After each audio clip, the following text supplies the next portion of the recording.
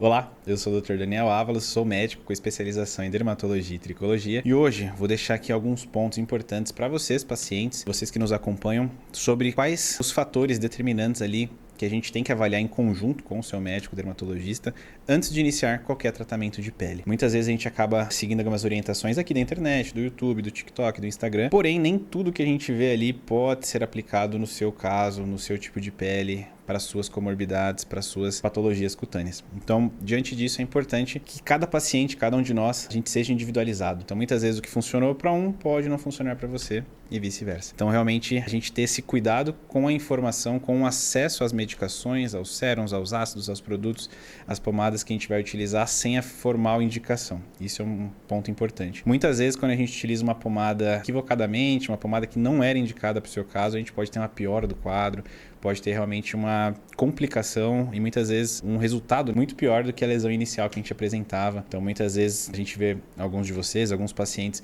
utilizando algumas receitas caseiras, utilizando alguns produtos que realmente podem não ser indicados, podem ocasionar uma queimadura, uma mancha, uma cicatrização ruim, algum sintoma, coceira, dor, vermelhidão. Então, a gente tem que ficar muito atento quanto a isso, né? O que a gente absorve de informações e indicações sem a devida orientação médica. Esse é um primeiro ponto. Outro ponto importante que a gente sempre orienta os pacientes em consulta é que vocês tragam, se possível, ou uma foto ou uma listagem de todos os produtos que vocês já estão utilizando. Então, muitas vezes vem um paciente e quer iniciar um tratamento para oleosidade ou tratamento de acne.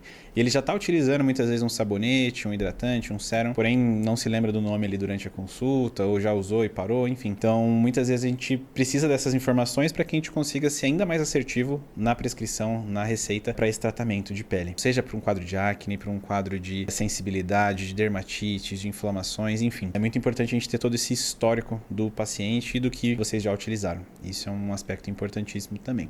Para que a gente não seja repetitivo, ou muitas vezes utilizem algum produto que às vezes não funcionou tão bem, o paciente não teve tanta resposta, então isso é um outro ponto importante. Terceiro ponto importante é que a gente entenda que a saúde da pele, a beleza da nossa pele, não depende somente do que a gente está passando da rotina de skincare ou dos cuidados externos, vamos dizer assim. Depende dos cuidados internos. Então, como é que está a nossa alimentação, atividade física, se a gente tem algum vício, algum hábito de vida ali que realmente possa comprometer a nossa saúde. Se você já é um paciente que tem alguma comorbidade de base, então muitas vezes a gente já tem um paciente, por exemplo, tem um quadro de hipotireoidismo associado a uma queda de cabelos prolongada, então existe essa relação.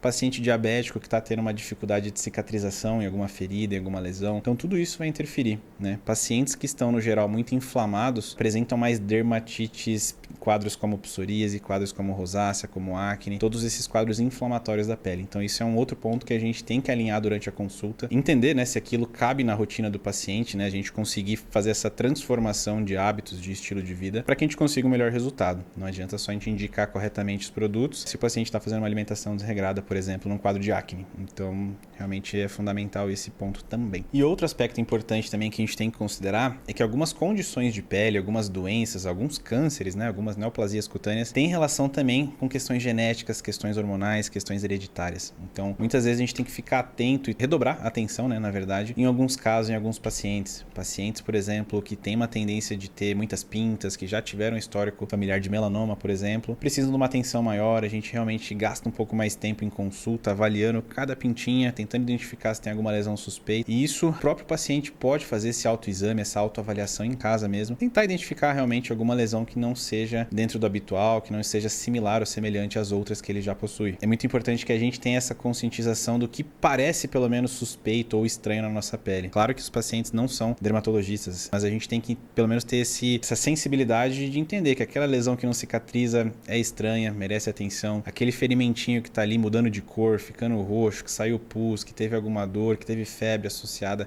merece atenção. Alguma pintinha que realmente se transformou, não sangrava e agora está sangrando todos os dias, também merece atenção. Então, esse ponto de conscientização do paciente é fundamental durante e antes da consulta, quando possível. Por isso que a gente sempre tenta educar de alguma forma, aqui através dos vídeos, através do conteúdo que a gente disponibiliza na internet, para que realmente vocês já consigam ir notando alguma diferença, alguma coisa realmente que mereça mais atenção. E outro aspecto importante, que é mais para nós médicos, antes de a gente iniciar um tratamento, seja estético ou de alguma patologia dermatológica, dos nossos pacientes, é que a gente entenda também o contexto que esse paciente está inserido, quais as suas condições financeiras, inclusive, de tempo, de rotina, porque muitas vezes a gente faz uma rotina de skincare longa com 5, 6 itens e muitas vezes o paciente tem 10, 15 minutos para se arrumar, tomar banho, tomar café e fica aquela rotina realmente corrida. Ele acaba não priorizando a rotina da pele e isso é compreensível. Então a gente tem que fazer algo personalizado, indicado realmente para cada paciente, respeitando as suas limitações e necessidades. A gente tem vários produtos aí que são realmente de valores muito pouco acessíveis, restritivos à maioria dos pacientes. A gente tem que entender isso também, o que cabe e o que não cabe. Senão muitas vezes a gente passa uma rotina super cara ali, produtos de 400, 500 reais, o paciente consegue comprar um só e aí acaba não tendo a sua rotina de skincare completa, adequada da maneira como deveria ser. Então a gente tentar alinhar ali produtos mais acessíveis, populares, que são ótimos também, dão resultado também, mas é importante a gente ter isso em mente na hora de planejar a nossa rotina de skincare junto do nosso paciente. Não fazer uma coisa genérica ali para todo mundo ou fazer só o melhor, o mais caro para todo mundo. E não se esqueçam de deixar aqui nos comentários mais dicas, sugestões de temas para a gente conversar aqui no YouTube. E não esqueça de deixar o seu like, se inscrever no canal, ative o sininho para as notificações e a gente se vê no próximo vídeo.